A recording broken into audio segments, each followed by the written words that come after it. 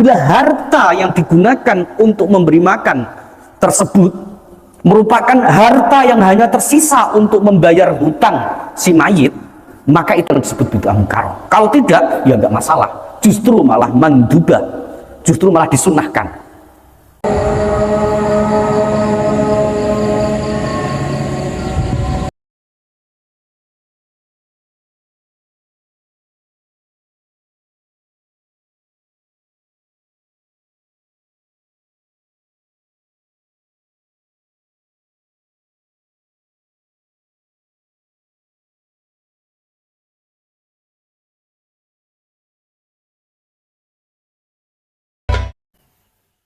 Bismillahirrahmanirrahim. Qala al-mu'allif rahimahullahu ta'ala wa nafa'ana bihi wa bi'ulumihi fid dharain amin ya rabbal alamin. Bismillahirrahmanirrahim. Qala bondawu sinten Asy-Syaikh Zarruq, dawe Syekh Zarruq, wa mawazinuha utawi piro-piro pertimbangane bid'ah iku salasatun, iku ono telu. Al awwalu utawi mawazin kang pertama iku ayyan dzura, iku yento ningali sapa wong fil amri ing dalem perkara al muhdatsi kang den anyar-anyarake. Fa in syuhida, mongko lamun den sekseni lahu iku tetep kedue al muhdats apa sing disekseni, apa mu'dhamus syariati, apa prinsip-prinsip syariah, wa asluha lan dasar-dasar syariah. Falaisa mongko yo ora ono apa al muhdats, ora ono iku bid'atin, iku bid'ah. Wa in kana lan lamun ono apa al muhdats, ono iku mimma iku setengah saking perkara ya ba kang bangkang utawa kang nolak apa muhdats. Dzalika ing mengkono-mengkono mu'dhamus syariati wa asluha, oleh bangkang oleh nolak bikulli wajhin ing dalem saben-saben wajah. Nek koyok ngono fa huwa mongko utawi al muhdats iku batilun, iku kawestanan bid'ah ingkang batil, wa dhalalun lan sasar.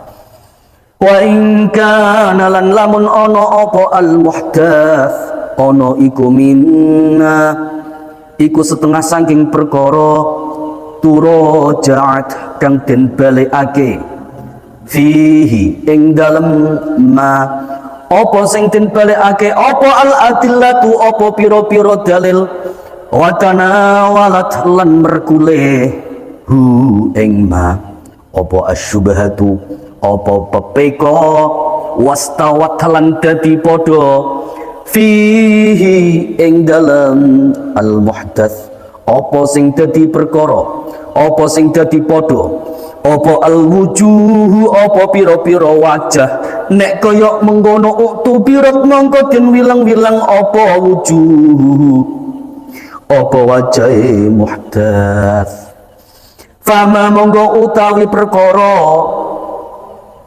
turjahu kang den menangake apa ma min dalika saking mengkono-mengkono ingkana minna turajaat fihil adillah wa tanawalat syubhah.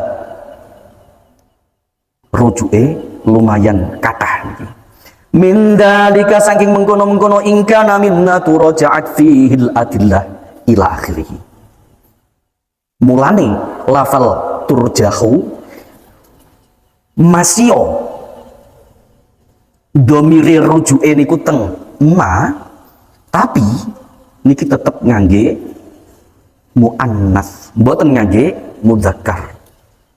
Kenapa tidak menggunakan mudzakkar? Karena ma-nya ini kembali kepada hal-hal yang bersifat mu'annas, yaitu apa? Al-adillah dan asyubhah.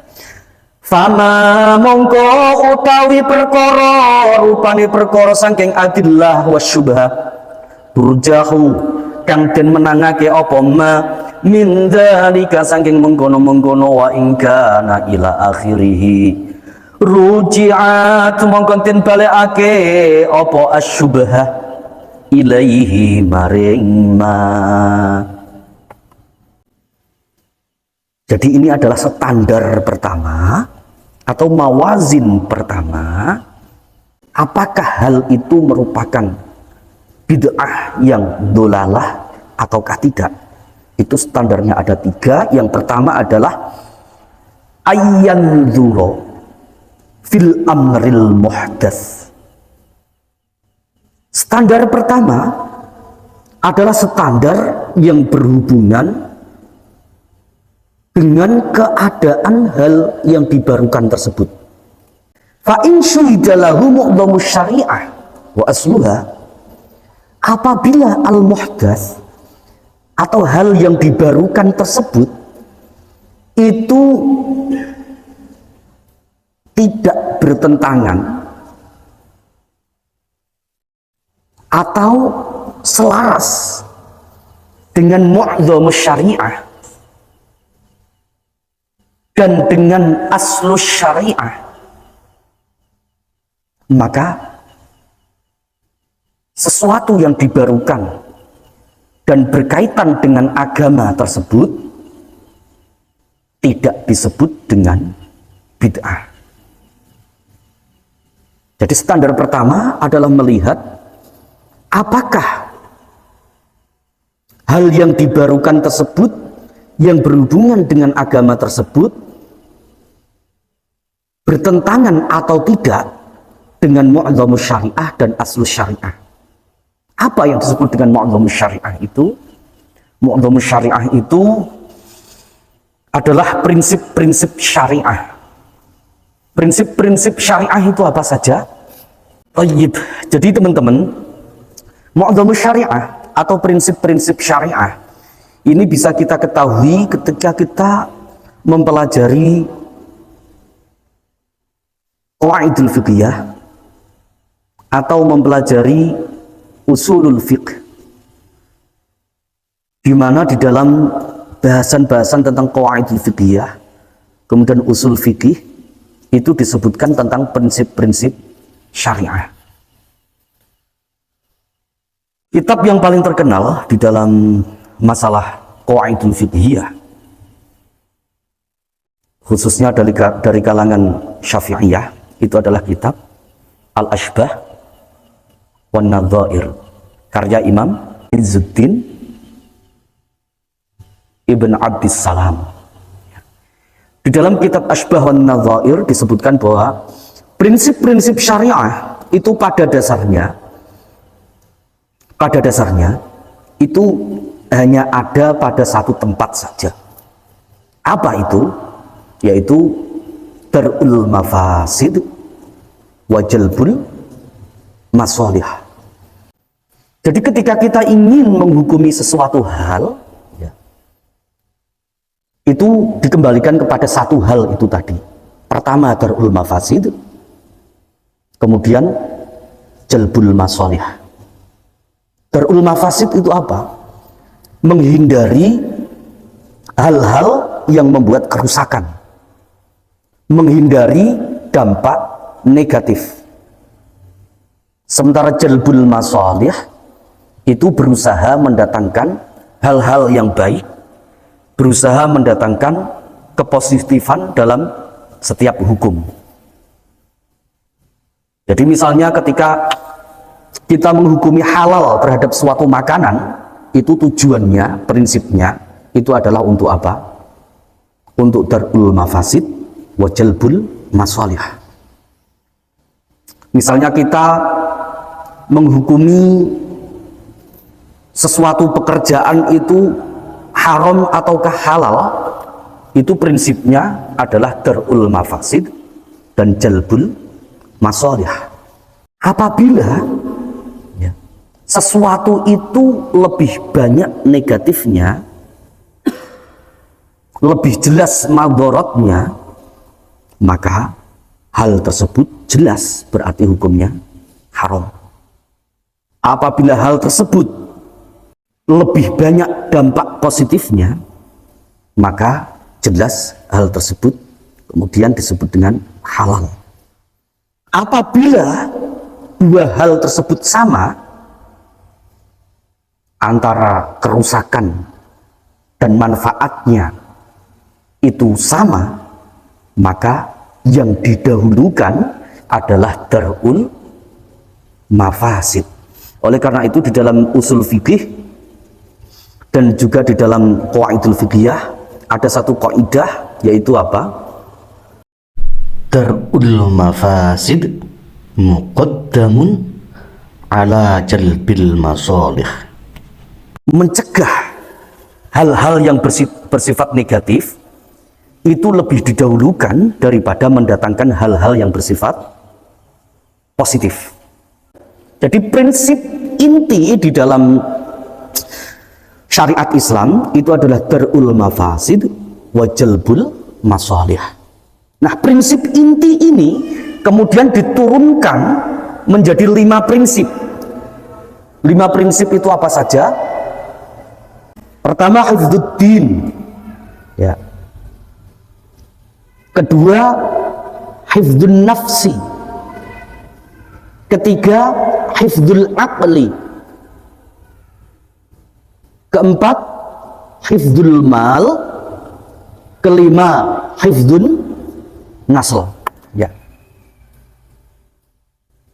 Hifdzuddin itu apa? Menjaga agama.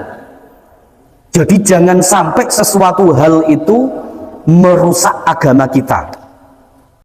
Prinsip turunan yang kedua adalah hifdzun nafs, menjaga jiwa kita, ruh kita, jangan sampai melayang. Kalau sampai ruh kita melayang, ya, misalnya kita ditanyai oleh seseorang, bagaimana hukumnya memakan daging kambing misalnya. Gimana teman-teman? Bagaimana hukumnya memakan daging kambing? Gimana? Boleh-boleh saja. Tapi itu perlu diperinci. Kalau misalnya yang memakan daging kambing itu adalah orang yang mempunyai darah yang tinggi, ya, kemudian sangat dikhawatirkan tanda-tanda korinah-korinah itu menunjukkan kalau dia makan daging kambing itu kemudian dia langsung meninggal, ya, maka berarti makan daging kambing untuk orang itu jadinya haram. Karena apa? Bertentangan dengan prinsip hifdzun nafsi. Itu prinsip turunan yang kedua. Prinsip turunan yang ketiga adalah hifdzul aqli, menjaga akal. Jadi, ya, prinsip dari syariah itu, dia apakah nanti ke haram, ataukah ke wajib, ataukah ke sunnah, ataukah ke mubah, itu salah satunya adalah dengan mempertimbangkan keselamatan akal. Ya. Kalau misalnya kita ditanyai seseorang, apakah hukumnya pacaran itu? Kalau kira-kira hukumnya pacaran itu kemudian membuat seseorang itu lupa belajar, lupa tugas-tugasnya, lupa tanggung jawabnya, pokoknya yang diingat-ingat hanya si ayang terus, jadinya akalnya sampai apa? Sampai hilang karena tertutupi sama si ayang. Berarti hukum pacaran itu menjadi haram. Tapi kalau tidak, berarti apakah menjadi mubah atau Siapa yang mengatakan mubah?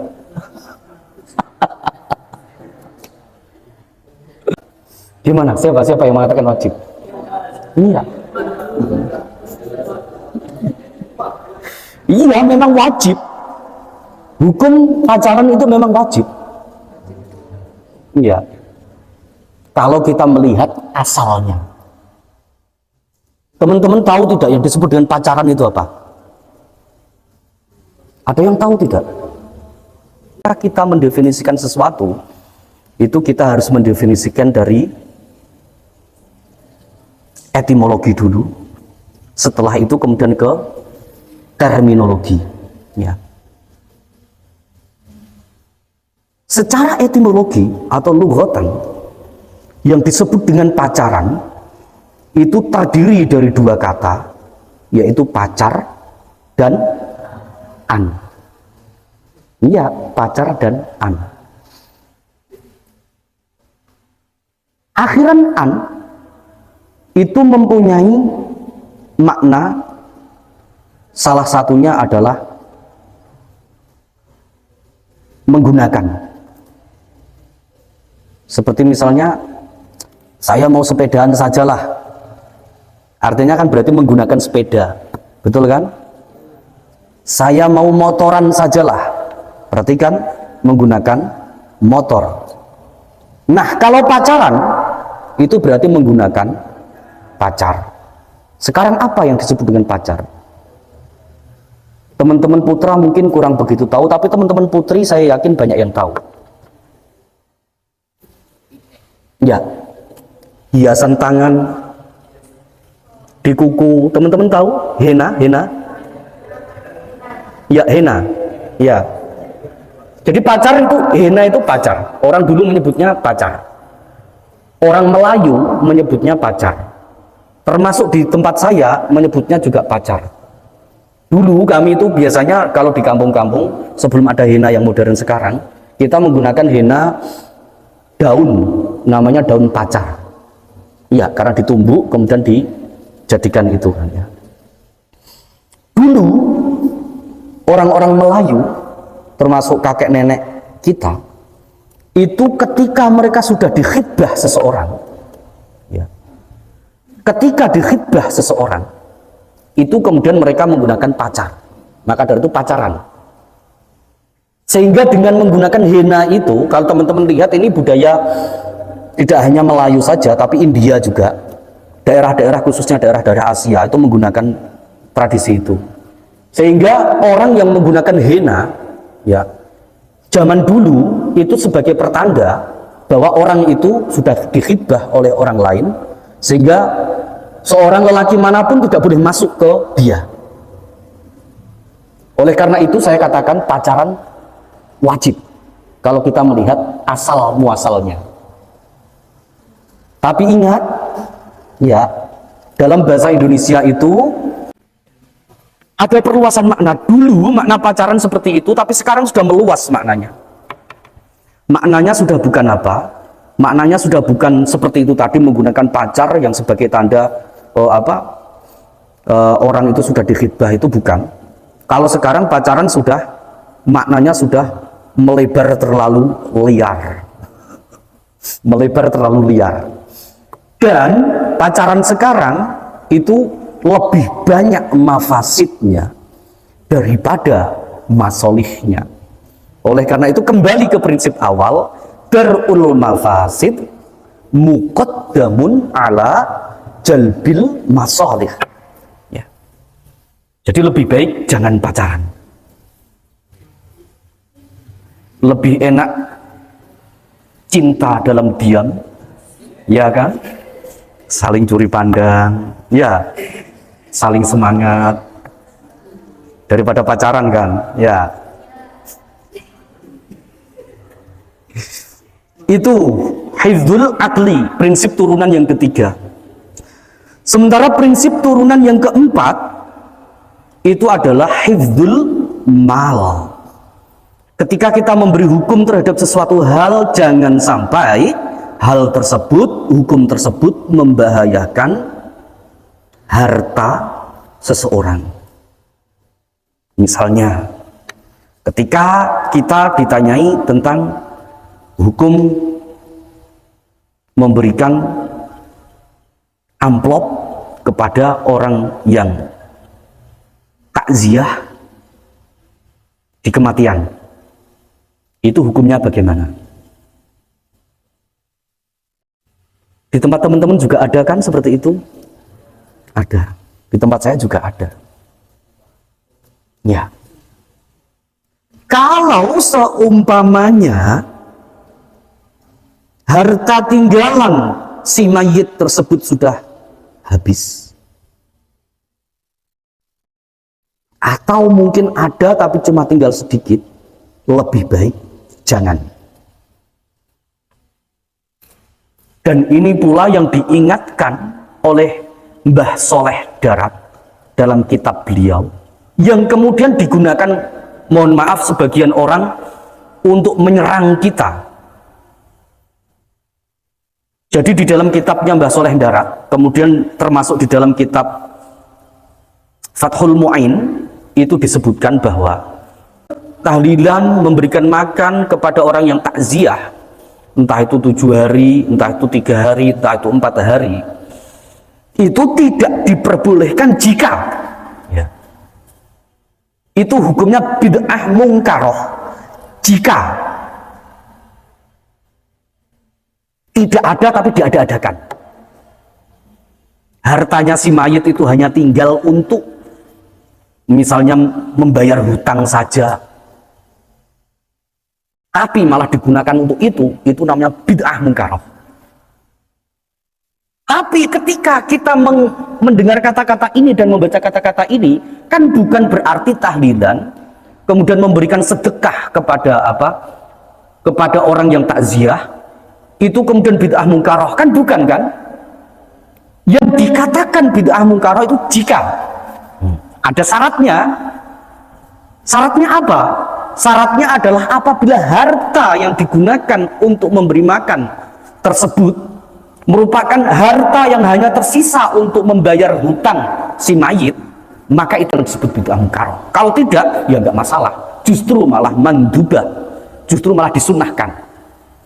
Nah, ini jeleknya orang-orang, entah mereka curang ataukah mereka tidak tahu, ataukah tahu tapi pura-pura tidak tahu. Mereka mencoba menyerang orang-orang Nahdliyin dengan membuat konten, ini loh kitabnya, diperlihatkan kitabnya Mbah Soleh Darat, ini loh kitabnya.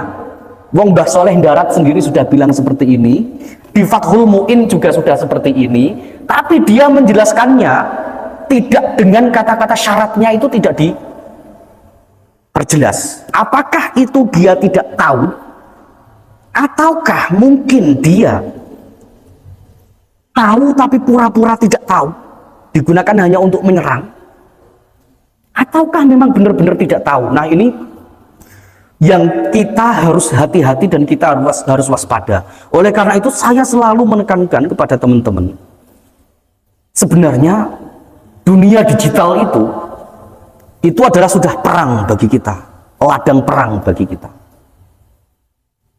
Maka dari itu saya berharap teman-teman yang masih muda, masih mempunyai banyak waktu, silakan membuat konten-konten Islami, tapi jangan malah mengikuti mereka. Kita belajar itu sanadnya langsung ke Rasulullah, ya. Kita belajar di pesantren itu sanadnya langsung ke Rasulullah. Kalau teman-teman tahu sejarahnya dulu bagaimana Mbah Hashim itu menyelamatkan kitab-kitab yang saat ini kita pelajari, itu teman-teman itu akan merasa bertanggung jawab untuk ikut melestarikan itu.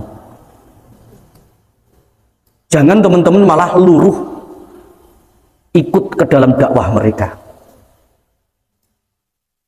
Paham ya teman-teman ya? Ini adalah tugas bagi para Nahdliyin, khususnya para santri. Yang Nahdliyin awam itu tidak paham, para santri harusnya lebih paham dan menyebarkan ilmu-ilmu itu. Jangan sampai malah kita sendiri ikut-ikutan ke mereka. Apabila ada penjelasan tentang ilmu apapun, coba diklarifikasi terlebih dahulu.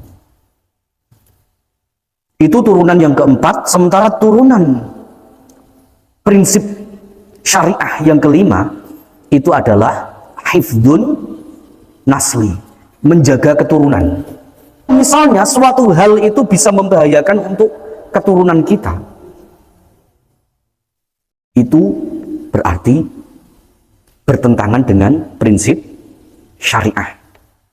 Nah, untuk menghukumi apakah hal itu merupakan bid'ah yang dolalah, yang sayyi'ah, ataukah bid'ah yang hasanah, yang mardiyah, itu standar pertama itu adalah dengan melihat sesuatu hal yang dipertanyakan tersebut. Apabila hal-hal tersebut bertentangan dengan prinsip syariah, di mana prinsip syariah tadi induknya ada satu, kemudian turunannya ada 5 tadi, apabila bertentangan, maka hal tersebut menjadi bid'ah sayyi'ah atau bid'ah dolalah. Tapi apabila hal-hal tersebut tidak bertentangan dengan prinsip-prinsip syariah, tidak bertentangan dengan dasar-dasar syariah, maka hal-hal tersebut tidak merupakan bid'ah sayyi'ah, tidak merupakan bid'ah dolalah. Sebagai contoh misalnya, ketika kita ditanyai tentang hukum tahlilan, apakah hukum tahlilan itu, apakah dia termasuk bid'ah yang sayyi'ah, yang dolalah, ataukah bid'ah yang hasanah, bid'ah yang mardiyah? Kalau kita jawabnya pasti, ya itu termasuk bid'ah hasanah, itu termasuk sunnah. Tapi ketika ditanya dasarnya mana? Apakah Rasulullah SAW melakukan? Nah, kalau menurut Ardan tidak. Ardan sudah sempat geleng-geleng kepala. Tapi menurut kiai-kiai kita, Rasulullah, para sahabatnya melakukan. Tapi ya ada hadisnya. Tapi hadis itu ditolak oleh orang-orang yang menolak tentang hukum tahlilan. Menolaknya bagaimana? Tahlilan yang ada pada zaman Rasulullah itu tidak, yang kamu katakan tahlilan itu bukan tahlilan seperti yang kamu lakukan sekarang. Kalau sudah seperti itu, apa jawaban kita? Ketika teman-teman sudah menggunakan patokan ini, pertama, apakah tahlilan itu menyebabkan seseorang murtad? Apakah setelah tahlilan itu kemudian murtad? Ya jelas tidak. Wong setelah tahlilan itu orang itu malah apa? Imannya kuat kok. Karena membaca la ilaha illallah Muhammadur Rasulullah. La ilaha illallah Muhammadur Rasulullah. Malah imannya kuat kan? Berarti prinsip hifdzuddin tidak dilanggar. Kemudian apakah orang yang tahlilan itu setelah dia melakukan tahlilan kemudian dia menjadi gila? Pernah nggak teman-teman melihat ada orang yang setelah tahlilan itu kemudian ketawa-ketawa sendiri? Pernah? Siapa? Kalau saya tidak pernah, beneran tidak pernah, dan secara normal juga tidak mungkin. Berarti prinsip hifdzul akli itu tidak dilanggar oleh tahlilan. Sekarang, apakah orang tahlilan itu setelah dia tahlilan, kemudian teman-teman pernah meninggal nggak orang tahlilan, kemudian tiba-tiba meninggal secara bersamaan gitu. Setelah tahlilan terus kejang-kejang gitu. Ada nggak? Nggak ada kan? Berarti prinsip hifdzun nafsi itu tidak dilanggar oleh tahlilan. Betul nggak? Sekarang, apakah setelah orang tahlilan itu kemudian dia, orang-orang itu kemudian menjadi miskin? Pernah nggak melihat teman-teman seperti itu? Apa? Tidak, saya nggak pernah melihat seperti itu. Justru malah orang yang diundang tahlilan, pulang tahlilan malah bawa berkat. Iya kan? Dan ya kebanyakan orang yang undang tahlil itu karena dia sedekah, malah hartanya malah bertambah. Betul enggak? Berarti hifdzul mal tidak dilanggar oleh tahlilan. Kemudian apakah orang yang tahlilan itu, kalau orang yang ahli melakukan tahlilan itu kemudian dia menjadi mandul? Ataukah mungkin orang yang sering tahlilan itu keturunannya, anaknya menjadi idiot? Tidak kan? Berarti prinsip hifdzun nasli itu tidak dilanggar oleh tahlilan. Dengan demikian, kelima-limanya prinsip mu'dhamus syariah itu tidak dilanggar oleh tahlilan. Jadi walaupun toh misalnya pahit-pahitnya tidak ada dasar hadisnya, tetapi dia tidak melanggar 5 prinsip syariah ini, berarti tahlilan itu tidak bid'ah sayyi'ah, bukan bid'ah yang dolalah. Sekarang apakah tahlilan itu melanggar dasar-dasar syariah? Nah, sekarang dasar-dasar syariah itu apa? Al-Quran dan As-Sunnah. Apakah di dalam Al-Quran itu ada larangan, wahai orang-orang yang beriman, ya ayyuhalladzina amanu la tuhalhilu, wahai orang-orang yang beriman, janganlah kalian tahlilan. Apakah ada? Tidak ada. Justru malah di dalam Al-Quran disebutkan uzkurullaha dzikran katsira. Di dalam tahlilan itu kan zikir kan? Malah di dalam Al-Quran disebutkan kita diminta untuk zikir yang banyak. Wasabbihuhu bukratan wa asila, dan tasbihlah kepada Allah dengan baik dalam keadaan apa? Di siang maupun sore. Dan bahkan di dalam tahlilan itu apakah bertentangan dengan sunnah? Jelas tidak. Bahkan di dalam sunnah itu disebutkan ketika orang itu berkumpul berzikir, maka malaikat itu akan berusaha untuk ikut datang, untuk nimbrung di situ, ikut mendoakan. Itu hadisnya sahih. Jadi apakah bertentangan dengan prinsip syariah atau tidak? Tidak. Bertentangan dengan dasar syariah atau tidak? Tidak. Jadi walaupun toh misalnya pahit-pahitnya tidak ada hadis, tidak ada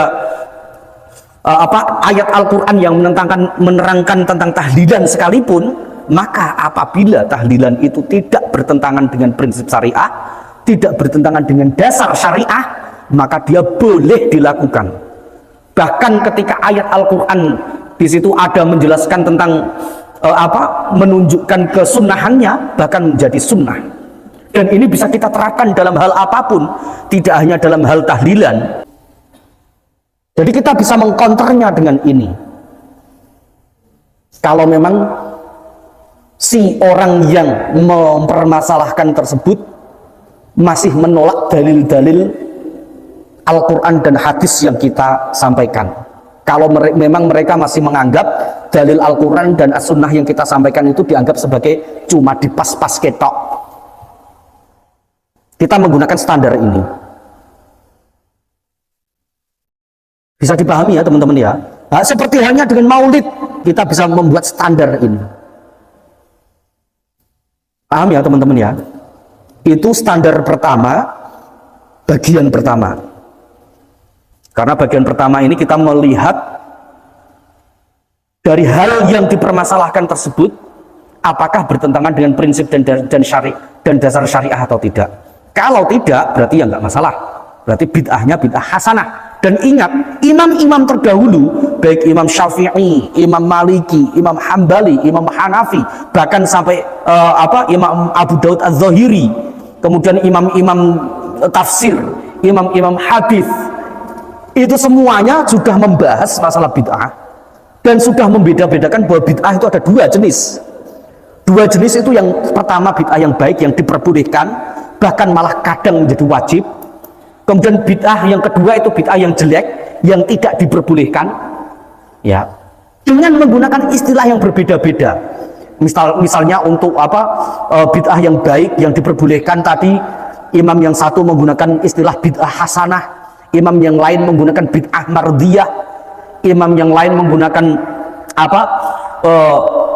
menggunakan bid'ah jaizah, imam yang lain menggunakan bid'ah mahrumah, ada yang menggunakan istilah-istilah yang berbeda-beda, tapi intinya sama, bahwa bid'ah itu dibagi menjadi dua. Dan hadis yang mengatakan wa kullu bid'atin dolalah, itu lafal kulnya itu perlu ditafsiri. Bukan kul itu berarti setiap, itu bukan. Itu sudah sepakat imam-imam zaman dahulu. Nah, itu termasuk maulid, ya. Kemudian apalagi yang dipermasalahkan, termasuk rotib, termasuk hadroh, termasuk salaman setelah sholat. Kita lihat dulu, pertama, apakah itu masalah agama atau masalah dunia. Kalau masalah dunia, jelas baik mereka maupun kita tidak membid'ahkan. Kita jangan konyol, ya. Konyol itu seperti yang sering saya sampaikan, kita mengkonter orang dengan menggunakan, lah kalau kamu tidak suka bid'ah, ya kamu jangan menggunakan mic misalnya, kamu jangan menggunakan HP misalnya. Itu namanya konter konyol, karena mereka juga tahu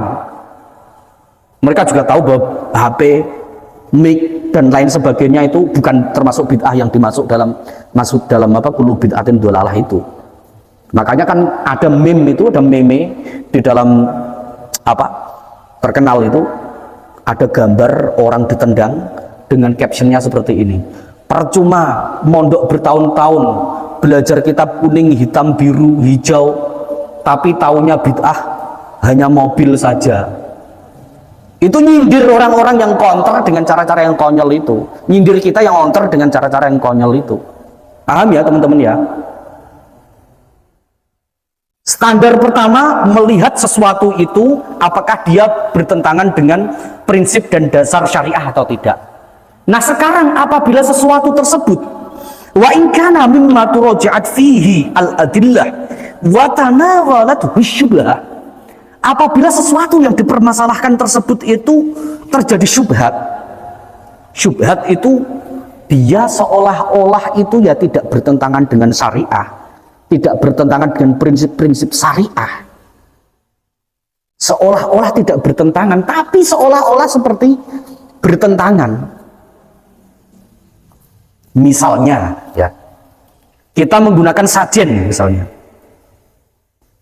Orang-orang yang tidak tahu, tidak paham itu sajen itu apa, dikira ngasih makan jin, dikira ngasih makan demit, iya kan? Nah, ini kan berarti terjadi syubhat. Kita tidak tahu apakah itu bertentangan dengan prinsip syariah atau tidak. Maka kalau terjadi seperti itu, ya, kita harus melihat satu persatu dari setiap unsur yang ada dalam sesuatu yang dipermasalahkan tersebut. Misalnya dalam sajen itu unsur-unsurnya apa saja sih? Unsurnya kan makanan, kemudian berdoa, ya kan? Dalam sajen itu seperti itu kan, unsurnya itu.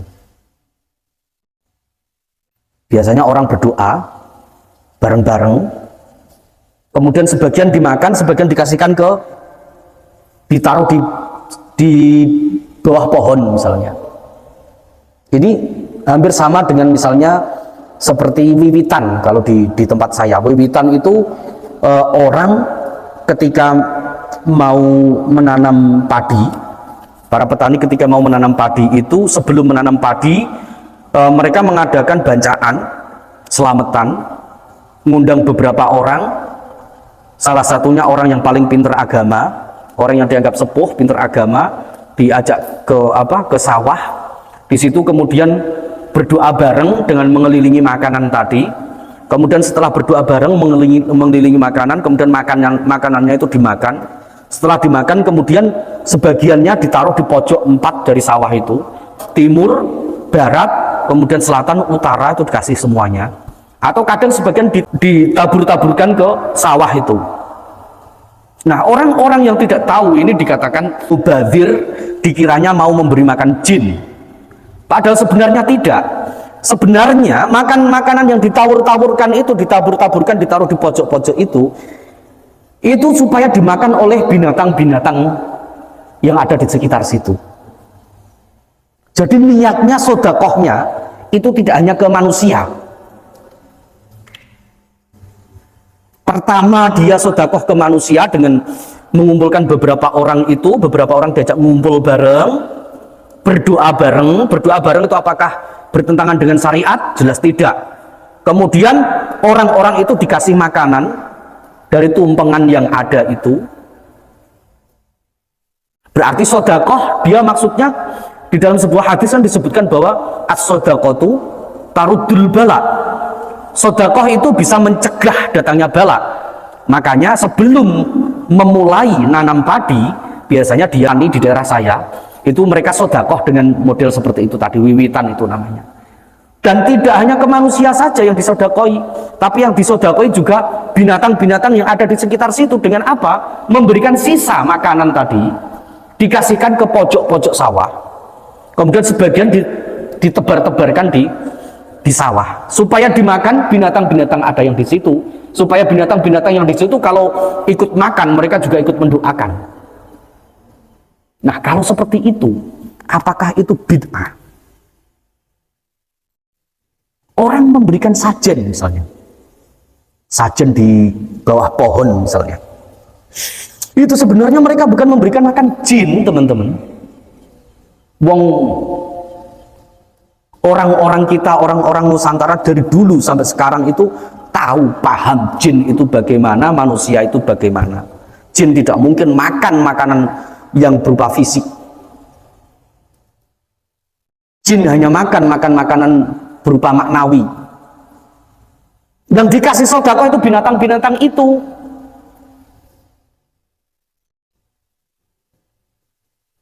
Dengan demikian, ya, kasus yang seperti itu tadi, baliknya seperti ini.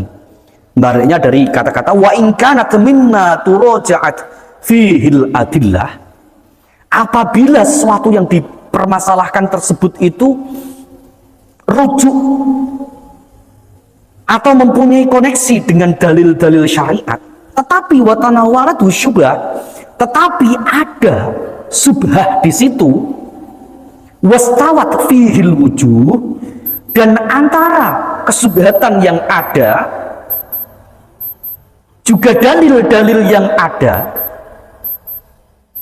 itu porsinya sama, maka caranya adalah uktubirat wujuhuhu. Unsur-unsur yang ada di dalam hal yang dipermasalahkan tadi itu harus diteliti satu persatu. Menelitinya tidak hanya dengan melihat saja, mengamati saja tidak, tapi kalau bisa terjun langsung ke orang-orangnya di situ, tanya langsung ke orang-orangnya di situ supaya benar-benar tahu artinya apa, maksudnya apa. Ya. Kalau ternyata setelah kita teliti satu persatu, ternyata syubhatnya lebih banyak, maka dia termasuk bid'ah yang dolalah. Tetapi kalau lebih banyak kesesuaian dengan syariah, maka dia termasuk bid'ah yang hasanah.